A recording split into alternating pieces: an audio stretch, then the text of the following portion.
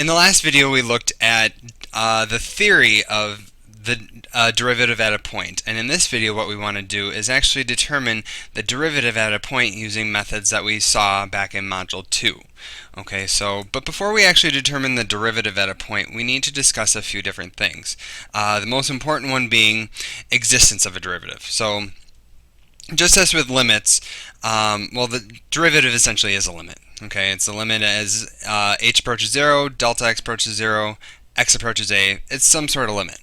Okay, so the conditions for a derivative to exist are very closely aligned to the conditions for a limit to exist. Okay, so we have to keep continuity in mind. So if it's not continuous at a point, or specifically the point that the limit is approaching, we have other techniques and methods that we have to employ in order to determine the derivative, just as we did with the limit. So tables, graphs, etc.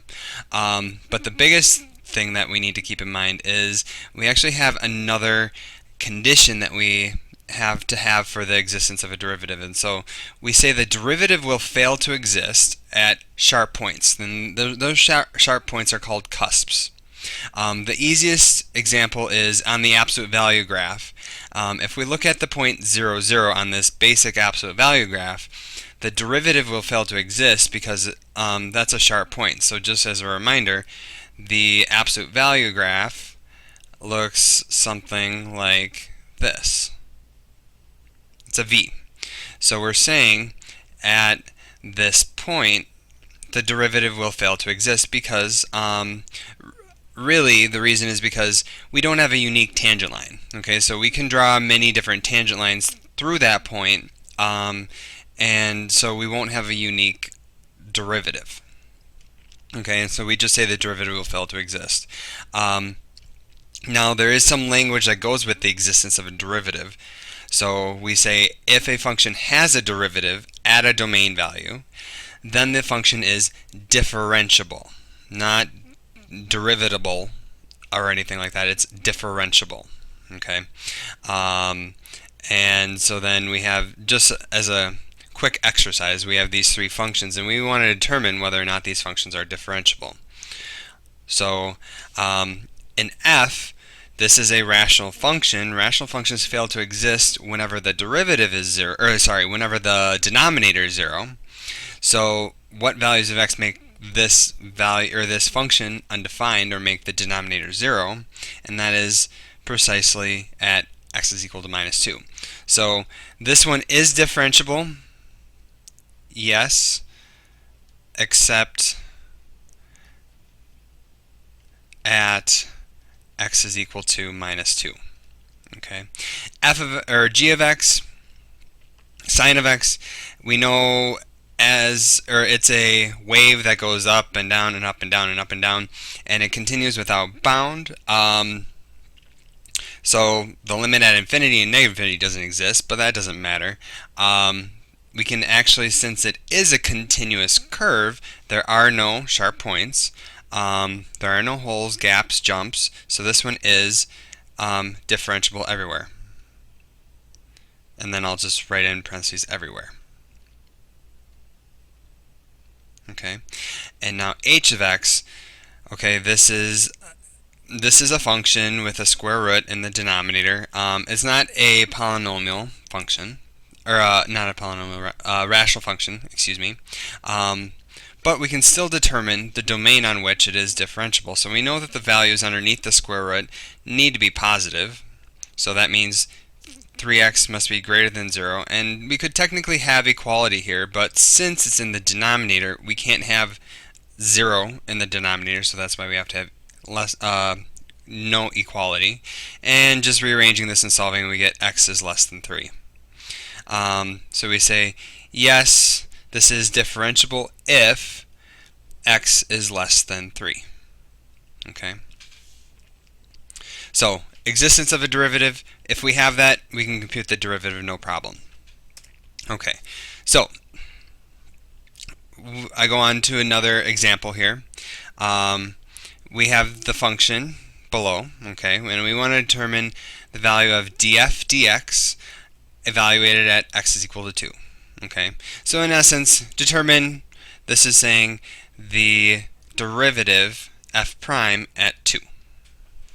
Alright, and so I know my x value is 2. Okay, f of x is 2. And now we have a table that we saw back from Module 2.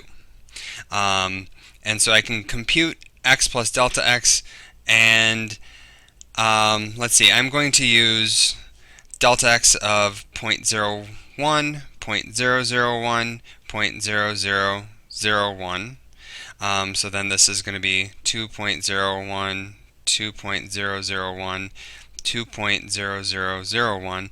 And now the reason, normally I would continue the table downwards.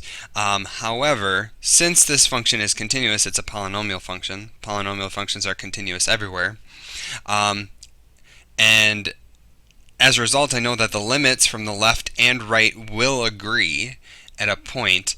And so I only need to really consider the limit from one side to obtain my overall limit, and therefore the derivative. Okay, and so now I'm going to have you pause the video, complete these tables, or complete the rest of this table, and I will resume the video when, and please resume the video after you get to the final column.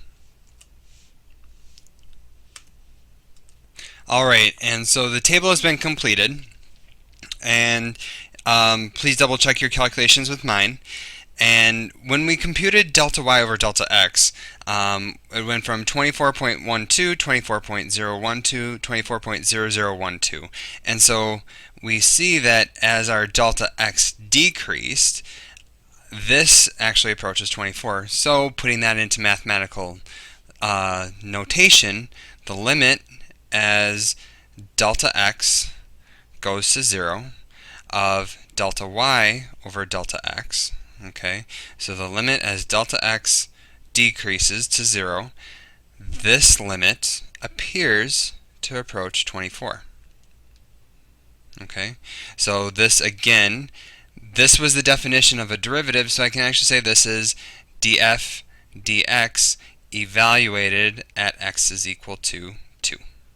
Okay, so same limiting process as before, and since this function was continuous, I only had to do it from one direction. Now, if your function is discontinuous at the point of interest, remember you have to compare limits from both sides and make sure that they approach the same value.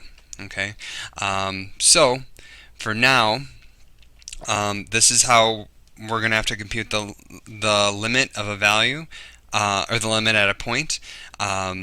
Later on in this module, we will discuss limit properties and limit rules and be able to use them to speed up these calculations. So stay tuned, and next we're going to talk about obtaining the graph of a derivative.